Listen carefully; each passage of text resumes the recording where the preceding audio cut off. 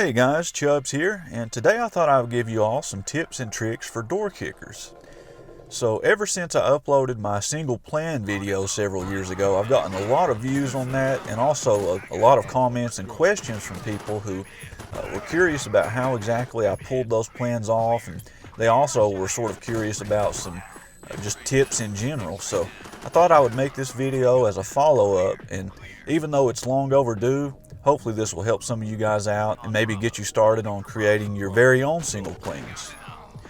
So the first tip, and really the most basic but also one of the most important, is to make sure that you always spend the doctrine points, or basically the skill points that you unlock. It's easy to forget to do this, but it's very important to do this because these skills can drastically change how your troopers perform out there on the field.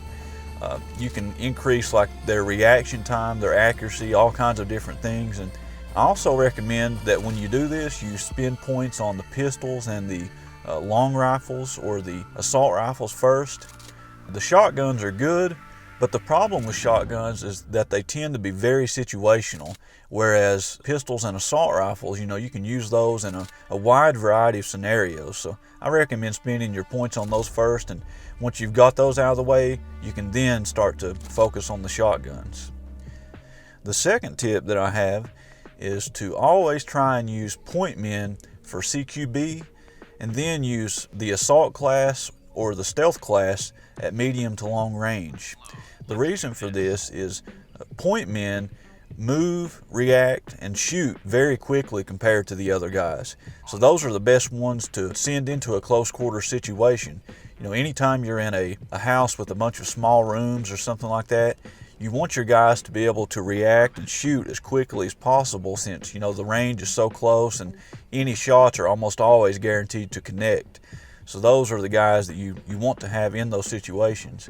If, however, you have areas that are long, like for example long hallways or large open outdoor areas, those are the best areas for assault rifles and your stealth guys, because they may not react as quickly as Pointmen, but they will be more accurate and their weapons will also do more damage.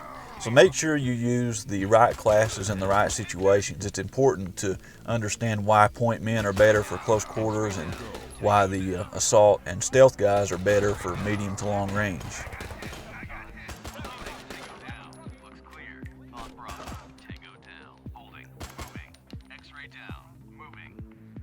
The third tip is to order your troopers to face corners as they round them and potential threats as they approach them.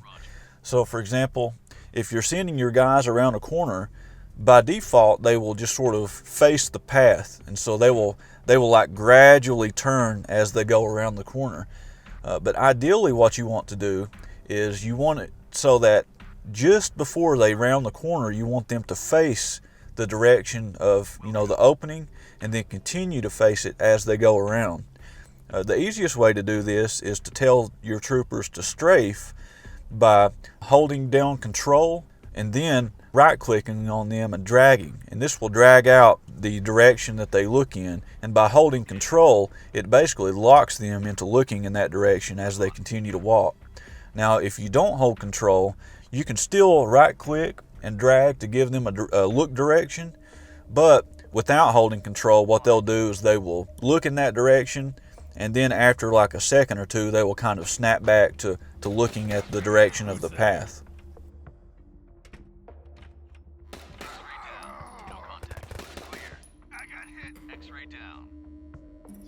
The fourth tip that I have is to make sure that you bang and clear large rooms with lots of hostiles. Flashbangs are limited, so make sure you don't use these too often, but in certain situations where you have these rooms that are full of bad guys, make sure that you toss a flashbang in those and then send your guys in afterwards to clear up. If you don't use a flashbang, anytime you're up against multiple threats, there's a very good chance that one of the threats can shoot before he's killed and hurt or even kill one of your troopers. But the flashbang will stun all the guys and will give your troopers a chance to take them all out before they've even recovered from the grenade. This is also where go codes come in handy. What you can do is you can give your troopers a go code like Alpha, Bravo, Charlie, and then you can wait until the flashbang has detonated, before giving them the go code and ordering them to enter the room and clear up. Without the go code, they will kind of move in on their own unless they're the one throwing the grenade, and they will, possibly go into the room before the grenade has gone off, in which case the grenade will really be nowhere near as effective. The fifth tip that I have is to snipe enemies first and then execute your plan. So on any mission where you have a sniper available, make sure that you use him to take out every target that's in sight first before you send your troopers along. These are basically free kills for you, and by taking out these targets, that means you have less enemies to worry about in the level. This is also where go codes come in handy. What you can do is you can leave your troopers at their starting positions without giving any orders, and you can give them a go code there, and then you can start to draw out the plan. And what you can do is when you launch the mission, you can do the sniping, and then when you give the go code, they will leave their starting position and start to follow the plans that you've laid out. So this is very important. Like I said, it'll clear out a bunch of the enemies for you, and that way your guys just more or less clean up by taking out the enemies that are left.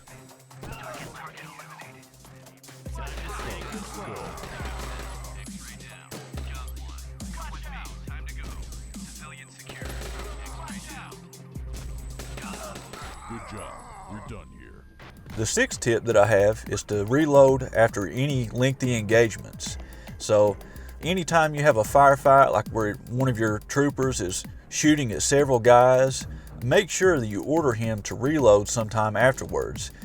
One of the worst things to have happen is to have your trooper come in, get an enemy in his sights, and then either have to reload or only be able to fire like 1 or 2 shots before having to reload.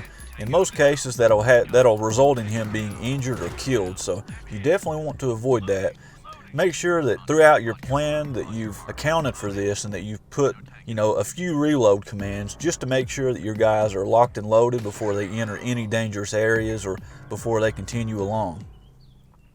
The seventh and last tip that I have is to open doors from the side instead of the front whenever possible. If you open a door directly from the front, this will leave you exposed to where enemies can shoot and kill you pretty easily. If you open a door from the side, however, you pretty much remain behind the wall and out of the enemy's line of sight, and this opens up the possibilities for throwing grenades, for example, without being shot at, lining your guys up before storming the room, and different things like that.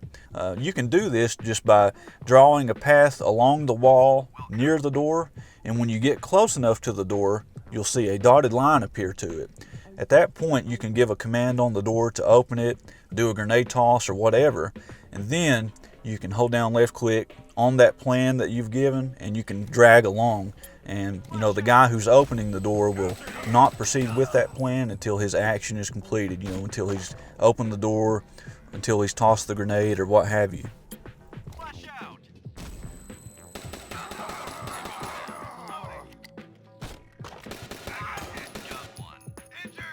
So those are all of my tips, or all of my main tips, I should say. I also have just a couple more pointers for you guys that will help you out a little bit. So the first little pointer that I have is to enable the colored path options. You can find this in the options menu, and what this will do is it will give each of your troopers his own colored path. Normally, when you draw out paths without this option enabled, all of your paths will be white.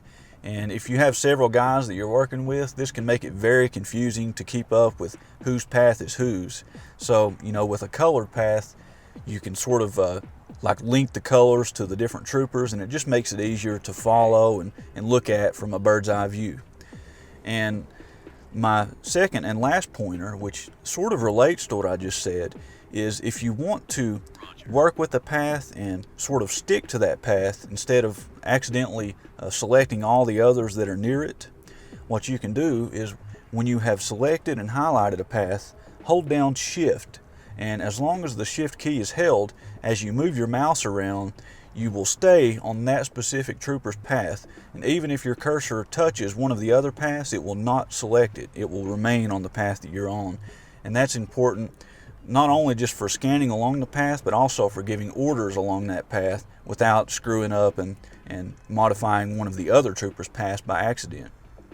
So those are all the tips that I have for you guys. I hope these help you out. I hope these help you get started on your own single plans. And if you have any questions about these tips, or even if you have any of your own tips that you'd like to add down in the comments, feel free. And like I said, if you have any questions, leave a comment below. I really appreciate you guys watching, and I appreciate all of you guys for watching my single plan video as well, and commenting on that one and liking that one. Anyways, hope you guys enjoyed.